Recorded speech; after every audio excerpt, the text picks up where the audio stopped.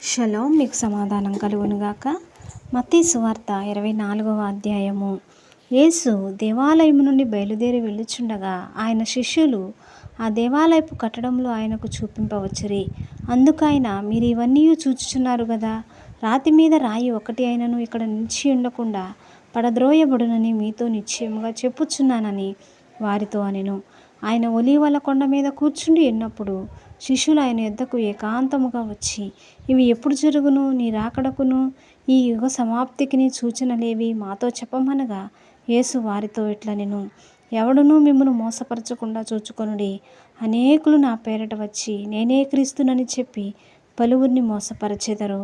మరియు మీరు యుద్ధములను గూర్చి యుద్ధ సమాచారములను గూర్చి వినబోదురు. మీరు కలవరపడకుండా చూచుకొనుడి. ఇవి జరగవలసి ఉన్నవి కానీ అంతము వెంటనే రాదు. జనం మీదికి జనమును, రాజ్యం మీదికి రాజ్యమును లేచును. అక్కడక్కడ కరువులను, భూకంపములను కలుగును. ఇవన్నీ వేదనలకు ప్రారంభము. అప్పుడు జనులు మిమ్మును శ్రమల పాలు చేసి చంపెదరు. మీరు నా నామము నిమిత్తము సకల జనముల చేత ద్వేషింపబడుదురు. అనేకులు అభ్యంతరపడి ఒకరినొకడు అప్పగించి ఒకరినొకడు ద్వేషింతురు. అనేకులైన అబద్ధ ప్రవక్తలు వచ్చి పలువురిని మోసపరచెదరు. అక్రమం విస్తరించుట చేత అనేకుల ప్రేమ చల్లారును. అంతము వరకు సహించిన వాడెవడో వాడే రక్షింపబడును. మరియు ఈ రాజ్య సువార్త సకల జనములకు సాక్షార్థమై లోకమందంతటను ప్రకటింపబడును. అటు తర్వాత అంతము వచ్చును. కాబట్టి ప్రవక్త అయిన దానియేలు ద్వారా చెప్పబడిన నాశనకరమైన హేయ వస్తువు పరిశుద్ధ స్థలమందు నిలుచుట మీరు చూడగానే చదువువాడు గ్రహించునుగాక. యోదయలో ఉండువారు కొండలకు పారిపోవలెను. మిద్దె మీద ఉండువాడు తన ఇంటిలో నుండి ఏదైనాను తీసుకొని పోవుటకు దిగకూడదు. పొలంలో ఉండువాడు తన బట్టలు తీసుకొని పోవుటకు ఇంటికి రాకూడదు. అయ్యో, ఆ దినములలో గర్భిణీలకును పాలిచ్చు వారికి శ్రమ. అప్పుడు మహాశ్రమ కలుగును గనుక మీరు పారిపోవుట చలికాలమందైనను విశ్రాంతి దినమందైనను సంభవింపకుండవలెనని ప్రార్థించుడి. లోకారంభం నుండి ఇప్పటి వరకును అట్టి శ్రమ కలుగలేదు, ఇక ఎప్పుడునూ కలుగబోదు. ఆ దినములు తక్కువ చేయబడకపోయిన ఎడల ఏ శరీరియు తప్పించుకొనడు. ఏర్పరచబడిన వారి నిమిత్తము ఆ దినములు తక్కువ చేయబడును.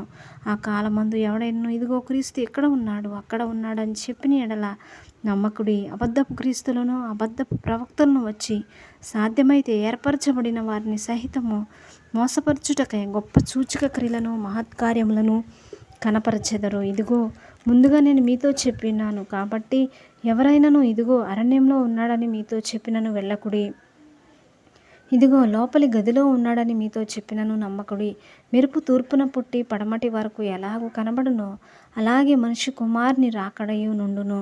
పీనుగు ఎక్కడ ఉన్నదో అక్కడ గద్దలు పోగవును. ఆ దినముల శ్రమ ముగిసిన వెంటనే చీకటి సూర్యుని కమ్మును, చంద్రుడు కాంతినియ్యడు, ఆకాశం నుండి నక్షత్రములు రాలును, ఆకాశమందరి శక్తులు కదిలింపబడును. అప్పుడు మనిషి కుమారుని సూచన ఆకాశమందు కనబడును. అప్పుడు మనిషి కుమారుడు ప్రభావముతోనూ మహామహిమతోనూ ఆకాశ మేఘారుడై వచ్చుట చూచి భూమి మీదున్న సకల గోత్రముల వారు రొమ్ము కొట్టుకుందురు. మరియు ఆయన గొప్ప బోరతో తన దూతలను పంపును. వారు ఆకాశం యొక్క ఈ చివరి నుండి ఆ చివరి వరకు నలుదిక్కుల నుండి ఆయన ఏర్పరచుకొనిన వారిని పోగు చేతురు. అంజూరపు చెట్టును చూచి ఒక ఉపమానము నేర్చుకొనుడి. అంజూరపు కొమ్మ లేతదై చిగురించినప్పుడు వసంతకాలం ఇంకా సమీపంగా ఉన్నదని మీకు తెలియను. ఆ ప్రకారమే మీరు ఈ సంగతులన్నీ జరుగుట చూచినప్పుడు ఆయన సమీపముననే, ద్వారం దగ్గరనే ఉన్నాడని తెలుసుకొనండి. ఇవన్నీ జరుగు వరకు ఈ తరం గతింపదని నిశ్చయముగా మీతో చెప్పుచున్నాను. ఆకాశమును భూమియు గతించును గాని నా మాటలు ఏమాత్రమును గతింపవు. అయితే ఆ దినమును గూర్చి ఆ గడియను గూర్చి తండ్రి మాత్రమే ఎరుగును గాని ఏ మనుషుడైనను పరలోకమందలి దూతలైనను కుమారుడైనను ఎరుగరు. నోవాహు దినములు ఎలాగుండునో మనిషి కుమారుని రాకడయును అలాగే ఉండును. జల ప్రళయమునకు ముందటి దినములలో నోవాహు ఓడలోనికి వెళ్ళిన దినం వరకు వారు తినుచు, త్రాగుచు, పెండి చేసుకొనుచు, పెండ్లికిచ్చుచూ నుండిరి. జలప్రళయము వచ్చి అందరినీ కొట్టుకొని పోవరకు ఎరుగకపోయిరి. అలాగుననే మనిషి కుమారుని రాకడ ఉండును. ఆ కాలమున ఇద్దరు పొలంలో ఉందురు, ఒకడు తీసుకొని పోబడును, ఒకడు విడిచిపెట్టబడును. ఇద్దరు స్త్రీలు తిరుగలి విసరుచుందురు, ఒకటి తీసుకొని పోబడును, ఒకటి విడిచిపెట్టబడును. కావున ఏ దినమున మీ ప్రభువు వచ్చునో మీకు తెలియదు గనుక మెలకువగా నుండుడి. ఏ జామున దొంగ వచ్చునో ఇంటి యజమానికి తెలిసి ఉండిన ఎడల అతడు మెలకువగా ఉండి తన ఇంటికి కన్నము వేయనీయడు. మీరెరుగుదురు. మీరనుకొనని గడియలో మనిషి కుమారుడు వచ్చును. గనుకనే మీరును సిద్ధంగా ఉండుడి. యజమానుడు తన ఇంటి వారికి తగిన వేళ అన్నం పెట్టుట వారిపైన ఉంచిన నమ్మకమైన వాడును బుద్ధిమంతుడైన దాసుడెవడు?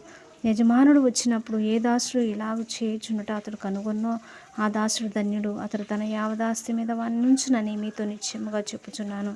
అయితే దుష్టుడైన ఒక దాసుడు నా యజమానుడు ఆలస్యం చేయుచున్నాడని తన మనసులో అనుకుని తన తోడి దాసులను కొట్ట మొదలుపెట్టి త్రాగుబోతులతో తినుచు త్రాగుచూనుంటే ఆ దాసుడు కనిపెట్టని దినములోను వాడనుకొనని గడియలోను వాని యజమానుడు వచ్చి వానిని నరికించి వేషధారులతో కూడా వానికి పాలు నియమించును. అక్కడ ఏడుపును పండ్లు కొరుకుటయు నుండును. ఆమేన్.